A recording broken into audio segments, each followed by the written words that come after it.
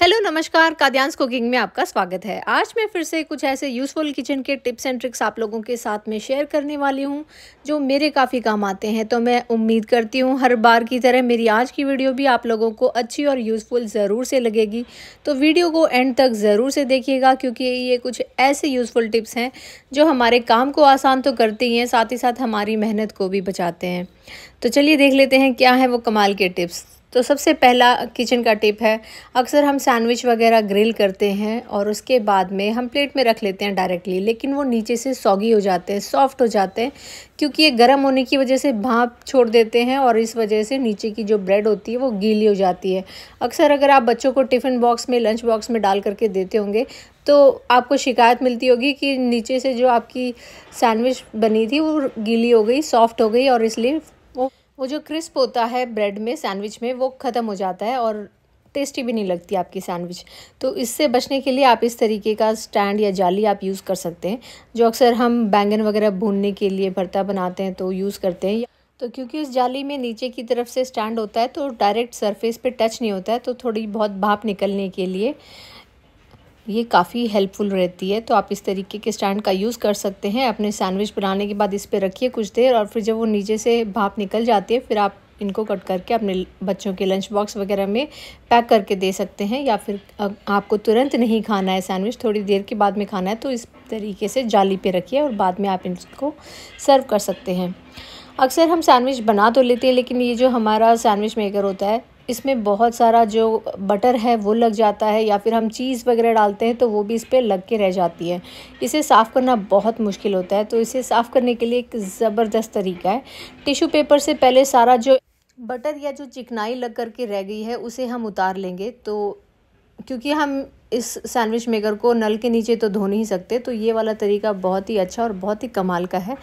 और सबसे पहले हम टिश्यू पेपर से क्लीन कर लेंगे और उसके बाद में गर्म पानी आपको लेना है, थोड़ा सा ही डालना है, ज़्यादा नहीं डालना है, नहीं तो हमारा ये जो सैंडविच मेकर है वो ख़राब हो जाएगा। और फिर एक गीला कपड़ा लेकर के सारी ये जो चिकनाई लगी थी बटर की या फिर चीज़ वगैरह जो लगा रह गया है उसे भी हम उतार लेंगे। तो पानी डाल करके 5 मिनट छोड़ देंगे तो ये सारी जो गंदगी है ईज़िली उतर जाती है, आपको मेहनत करने की ज़रूरत नहीं पड़ेगी। और अगर कहीं पे कुछ चिपका रह गया है तो आप एक टूथपिक ले करके आप इसे साफ़ करेंगे तो सारा उतर जाता है और बस एक ड्राई कपड़े से आप इसे पोंछ लीजिएगा। बस आपका सैंडविच मेकर नेक्स्ट टाइम के लिए एकदम परफेक्टली तैयार हो चुका है। अब देखते हैं अगला एक और कमाल का तरीका। हम अक्सर घी तो बनाते हैं लेकिन घी बनाने के बाद में जो नीचे काफ़ी सारा घी लगा रह जाता है, हम छान करके इसे डब्बे में भी डाल लेते हैं, लेकिन जो थोड़ा बहुत घी रहता है हम सोचते हैं यार ये वेस्ट ना हो जाए। तो उस वेस्टेज से बचने के लिए ये वाला तरीका आप आजमा सकते हैं। तो जो भी घी था ऊपर से हमने ले लिया है, लेकिन जो नीचे की साइड का पानी मिक्स रहता है उसे हम नहीं यूज़ करते या फिर छानते नहीं है, नहीं तो हमारा जो घी है वो ख़राब हो जाता है। तो नीचे की साइड जो थोड़ा बहुत पानी आने लगता है इस घी में, उसको हम वहीं पे रहने देते हैं और उसमें ऊपर से हम पानी डाल देंगे। तो मैं कढ़ाई में ही घी को बनाती हूँ, अगर आप जिस भी बर्तन में बनाते हो उसमें इस तरीके से आप पानी डाल दीजिएगा। पानी डाल करके इसे आप फ्रिज में रख दीजिएगा, आधे से 1 घंटे में वो अच्छे से घी जम जाता है इस तरीके से। और ये जो ऊपर से जो घी है ये बस आप निकाल करके यूज़ कर सकते हैं मल्टीपल तरीके से। आटा गूँथ रहे हैं तो आटे के लिए आप इसे यूज़ कर सकते हैं, थोड़ा बहुत आपका आटा भी सॉफ्ट बनेगा, रोटी भी बहुत अच्छी बनेगी। या फिर दाल वगैरह बना रहे हैं, राजमा बना रहे हैं, छोले वगैरह बना रहे हैं तो उसमें भी आप ये यूज़ कर सकते हैं। आपकी ये सारी ही जो रेसिपीज़ हैं बहुत ही टेस्टी बनेगी और साथ ही साथ ये घी का जो वेस्टेज होने वाला था वो भी आप इससे बचा सकते हैं। तो आप किसी भी एक कंटेनर में डाल करके इसे फ्रिज में रख लीजिए और ये जो नीचे गंदगी रह गई है उसे आप फेंक सकते हैं। तो मैं इस तरीके से रखती हूँ। दाल में जब भी मैं दाल बना रही हूँ तो 1 चमचा उठाया और डाल दिया, या फिर आप इसको छान करके भी यूज़ कर सकते हैं। छानने से होगा क्या, ये पूरा घी अलग हो जाता है और पानी अलग हो जाता है। तो मैं कभी पानी के साथ ही रख लेती हूँ दाल वगैरह में डालने के लिए, चावल में डालने के लिए, या फिर आप इस तरीके से घी को छान करके अलग से रख सकते हैं। और ये घी अलग से ही यूज़ कीजिएगा। आप जो जिस बर्तन में आपने घी निकाला है उसमें आप मत डालिए, नहीं तो पूरा घी फिर ख़राब हो जाता है, उसमें फंगस सा लग जाता है। तो मैं ये निकाल करके इस तरीके से यूज़ करती हूँ। अब देखते हैं एक ज़बरदस्त तरीका।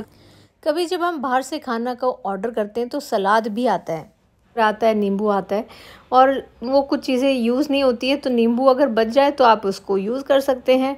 अपने तांबे या पीतल के बर्तनों को चमकाने के लिए बहुत ही अच्छा तरीका है, इससे आपके हाथ भी गंदे नहीं होते, क्योंकि जो मार्केट में बहुत सारी चीज़ें मिलती हैं उनसे वो पाउडर जब आप यूज़ करते हैं तांबे या पीतल के बर्तनों को साफ़ करने के लिए, क्लीन करने के लिए या चमकाने के लिए, तो उससे हाथ बहुत ड्राई हो जाते हैं। तो नेचुरल तरीके से आप अपने बर्तनों को साफ़ कर सकते हैं, और जो वेस्टेज थी जो आप फेंकने ही वाले थे उस चीज़ से आप इस तरीके से यूज़ कर सकते हैं। तो मैं अक्सर अगर कोई नींबू का एक्स्ट्रा चीज़ बच जाती है तो मैं अपने तांबे या पीतल के बर्तनों को साफ़ कर लेती हूँ, और इस तरीके से हम इसमें पानी भर कर के रखते हैं, सुबह पीते हैं तो इससे 3-4 गिलास पानी आराम से आ जाता है। तो आप भी इस तरीके को आज़मा सकते हैं। अब देखते हैं एक और कमाल का तरीका। अगर कभी आप बाहर से खाना ऑर्डर कर रहे हैं, आजकल बिरयानी वगैरह इस तरीके के मिट्टी के जो बर्तन होते हैं उसमें बिरयानी आती है, और उसका आप ऐसे ही यूज़ करने के बाद में फेंकते होंगे। मैं भी पहले फेंक दिया करती थी, लेकिन अब मैंने उसका यूज़ करना शुरू कर दिया है। अपने प्लांटर्स बनाती हूँ, अच्छे से पेंट करती हूँ, कुछ अच्छे से मोटिवेशनल कोट्स लिख देती हूँ, और उसमें हम अपने प्लांट्स को ग्रो कर सकते हैं। आप भी ये तरीका आजमा सकते हैं। अक्सर हम अपने लोहे के जो तवे होते हैं उनको साफ़ करने के लिए बहुत स्ट्रगल करते हैं। कई साल लग जाते हैं ये चीज़ समझने में कि हम तवे को किस तरीके से साफ़ करें कि वो एकदम नॉन स्टिक की तरह काम करे। तो मैं जो गलतियाँ करती आई इतने सालों से, उससे कुछ सीखा है, तो वही मैं आप लोगों के साथ में शेयर कर रही हूँ। अक्सर हम जब रोटी बनाते हैं तो उसमें ना कार्बन जम जाता है, और उस वजह से फिर हमारी रोटियां जलने लग जाती हैं। और वो क्यों जमने लगता है? क्योंकि हम उसको अच्छे से मांजते हैं, उसको चमकाने की कोशिश करते हैं, उस पर बहुत सारा अलग अलग तरीके से नींबू या फिर ईंट वगैरह रगड़ते हैं और फिर साफ़ करते हैं। लेकिन ओवर टाइम मैंने ये वाला तरीका सीखा जो कि बहुत ही अच्छे से काम करता है। आपको कभी भी साबुन वगैरह नहीं लगाना है, या फिर आपको ईंट वगैरह से मांजना नहीं है, या फिर नमक नींबू वगैरह यूज़ करके आप इसको चमकाने की कोशिश मत करिए। सिंपल स्क्रबर लीजिए और उसे साफ़ करिए। पानी से ही धोना है, साबुन वगैरह मत लगाइए। और ये बहुत ही कमाल का तरीका है। अभी मैं कुछ टाइम से यूज़ कर रही हूँ, और इसके बाद में मेरी रोटियां बिल्कुल भी नहीं चिपकती हैं। पराठे अगर आप बना रहे हैं तो अब आप कहेंगे अब तो साबुन लगाना पड़ेगा, लेकिन अभी भी नहीं लगाना पड़ेगा। बस पानी थोड़ा सा आप पहले गीला कर लीजिए। स्क्रबर से, जो लोहे का जूना होता है, लोहे का स्क्रबर होता है, उससे आप रब करेंगे तो अगर जो एक्स्ट्रा कार्बन वगैरह जम गया है वो सारा उतर जाएगा। अब क्योंकि हमने पराठा बनाया था तो आप गर्म पानी का यूज़ कीजिए। गर्म पानी डालने के बाद में वापस से स्क्रब कर लीजिएगा। बस, आपको साबुन नहीं लगाना है। जब आप साबुन लगाएंगे तो हमारा जो लोहे का तवा है वो बहुत जल्दी रोटी को चिपकाने लगता है या जलाने लगता है। तो आप बिना साबुन लगाए आप इस तरीके से ही धोइए, या तो गर्म पानी से धोइए या फिर आप नॉर्मल सादे पानी से धोइए। आपका तवा एकदम मस्त रहेगा, एकदम नॉन स्टिक की तरह काम करेगा। और ये काफ़ी टाइम के बाद में मैंने ये चीज़ सीखी है, इसीलिए आप लोगों के साथ में शेयर करना तो बनता ही है। आपने भी अगर कुछ ऐसी चीज़ें सीखी हैं अपनी लाइफ में जो बहुत काम आती हैं, नीचे कमेंट सेक्शन में ज़रूर से शेयर कीजिएगा, क्योंकि आपके कमेंट्स के थ्रू औरों की भी हेल्प होती है। तो फ्रेंड्स, अब हम देख लेते हैं एक और ऐसा तरीका जिससे हम सुबह सुबह की भाग दौड़ में जो टाइम हमारा लगता रहता है, तो जल्दबाजी में कभी चाय निकल गई है, चावल चढ़ा दिया तो पानी उफन गया, या दाल चढ़ाई तो कुकर से दाल बाहर निकल गई, पानी निकल गया, या दूध चढ़ा दिया तो दूध बाहर निकल गया। मेरे साथ अक्सर सुबह सुबह बहुत होता है। आपसे भी अगर ये गलतियाँ होती तो आप भी ज़रूर से कमेंट करके बताइएगा। तो हम जब ऊपर ये सब गिर जाता है हम साफ़ तो कर देते हैं, लेकिन अक्सर कभी कभी ऐसा होता है कि वो नीचे भी गिर जाता है। नीचे गिर जाता है तो हमारी मेहनत कई गुना बढ़ जाती है। नीचे से भी साफ़ करो, ऊपर से भी साफ़ करो, और सुबह की भाग दौड़ के टाइम पे वैसे ही लेट हो रहा होता है, सबके tiffin box, lunch box pack करके देने होते हैं। तो जो ये एक्स्ट्रा मेहनत है, फालतू की मेहनत है, उससे बचने के लिए कोई भी डिस्कार्डेड प्लेट या कटोरियाँ आपके पास होंगी जो ऊपर से क्रैक हो जाती हैं या जो आप यूज़ नहीं करने वाले हैं, उनको बर्नर के नीचे की साइड लगा दीजिएगा। मैंने यहाँ पे 2 प्लेट रख दी क्योंकि इनमें थोड़ा सा क्रैक्स हो गया था। मैं कहा चलो यूज़ में तो आ नहीं रही है, नीचे रख देते हैं। अगर कभी सुबह सुबह भाई चाय चढ़ा दी, चावल चढ़ा दिया या फिर दाल चढ़ा रखी है तो पानी निकलता है, तो कम से कम प्लेट में ही रहेगा, प्लेट बाद में निकल के मंज जाएगी। और इस तरीके से आप अपनी मेहनत को भी बचा सकते हैं।